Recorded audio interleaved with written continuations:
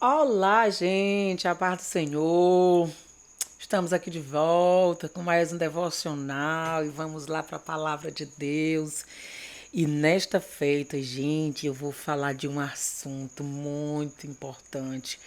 Pelo menos para mim, essa história ela mexe muito comigo, sabe? Eu gosto muito dessa história, essa personagem, esse profeta. Ele é muito assim doidão, sabe? Quero até perguntar para vocês, esse profeta, será se ele era um questionador ou um murmurador? O que você acha? Quem é esse profeta? Né? Interessante, né? Pois deixa eu lhe falar quem é esse profeta. Esse profeta se chama Abacuque, que o que significa abraço. Ele era um homem muito amoroso, era um homem que se dava bem com todo mundo na época dele. Ele era um homem que orava muito, ele tinha assim, uma intimidade com Deus muito grande.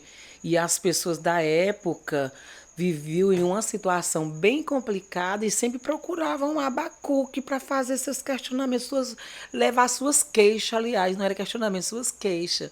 E aí Abacuque via aquele povo sofrendo. E ali Abacuque, no capítulo 1, ele começa a fazer uns questionamentos com o Senhor. Senhor, até quando esse povo vão estar sofrendo desse jeito? Até quando? Eu vou falar para ti, eu vou te clamar a respeito da situação e nada acontece. Até quando eu vou gritar pelo que está acontecendo em Judá, Senhor? E tu não me responde. A lei se afrouxa, Senhor.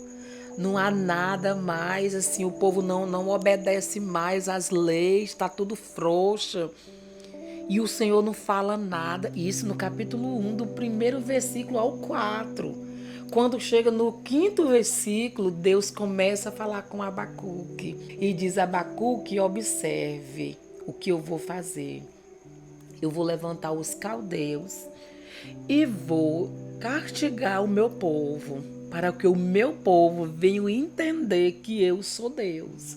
E ali Deus começa a falar com Abacuque do versículo 5 até o 11, quando chega no versículo 12, que Abacuque ouve o próprio Deus falando. Aí o que ele diz? Senhor, os caldeus logo que tu vai levantar para punir o teu povo.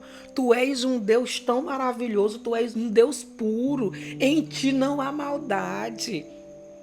Essa era a oração de Abacuque, gente. Uma oração sincera, uma oração que não tinha fingimento. E ali Abacuque faz aquela indagação do versículo 12 e ele começa a instigar e a falar e a falar. Quando chega no versículo 1 do capítulo 2, ele começa a dizer: eu sei que o Senhor não vai voltar atrás mesmo, pelo que o Senhor disse que ia fazer. Porém, eu vou ficar na minha torre de vigília e vou esperar o que o Senhor vai fazer. Mas, Senhor, tu é tão bondoso e tu vai nos punir desse jeito, Senhor. Era assim uma indagação muito forte.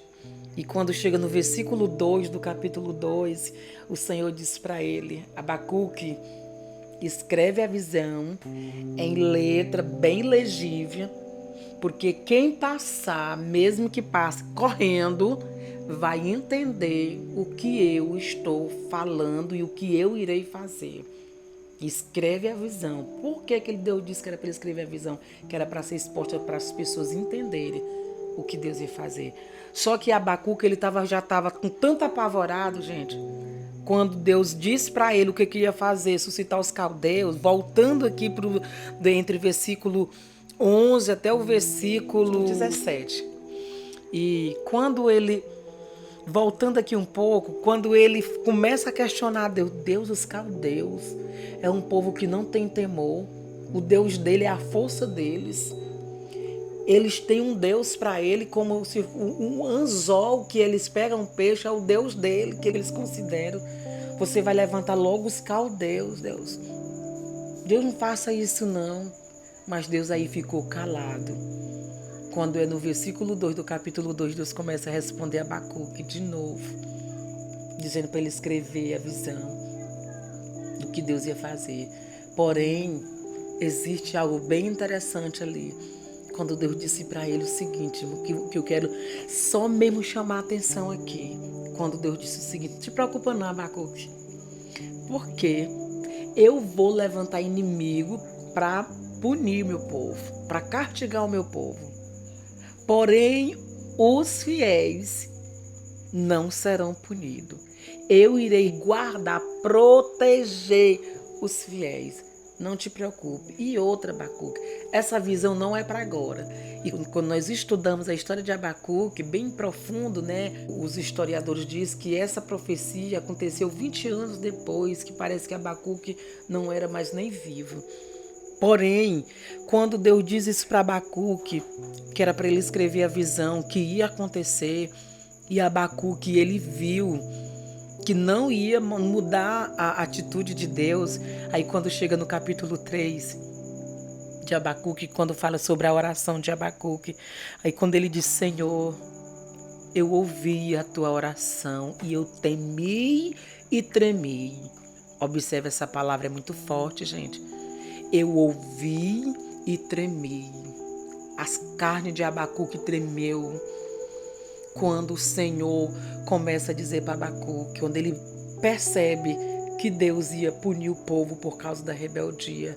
E ali Abacuque ele começa a orar ao Senhor e dizer: Senhor, na tua ira, lembra-te de mim.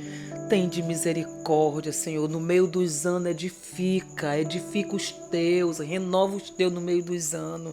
E ali ele estava. Enquanto ele orava, gente, o que é mais interessante, enquanto ele orava a Deus, o Senhor dava visão para ele do que Deus ia fazer. Aí ele começava a ver nas visões, irmãos, os caldeus se levantando, uns homens tudo armado em cima dos cavalos. Isso tudo na oração de Abacuque.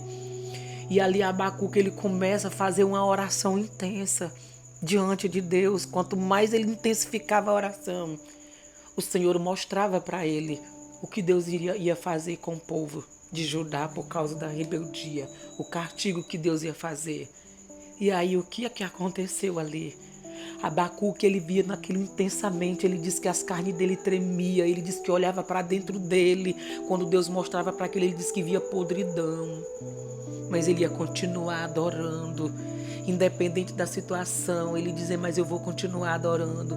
E no decorrer desse capítulo que todos nós conhecemos, ele começa a ter a visão do que ia acontecer no futuro. E ali ele começa a clamar ao Senhor. E ele começa a clamar. Quanto mais ele clamava, mais Deus abria a visão dele, mostrava o que Deus ia fazer ali.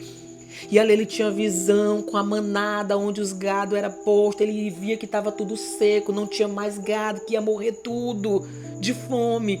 Quando ele olhava para as vinhas do povo, ele via que não tinha mais nada, não tinha uva, não tinha nada, estava tudo seco.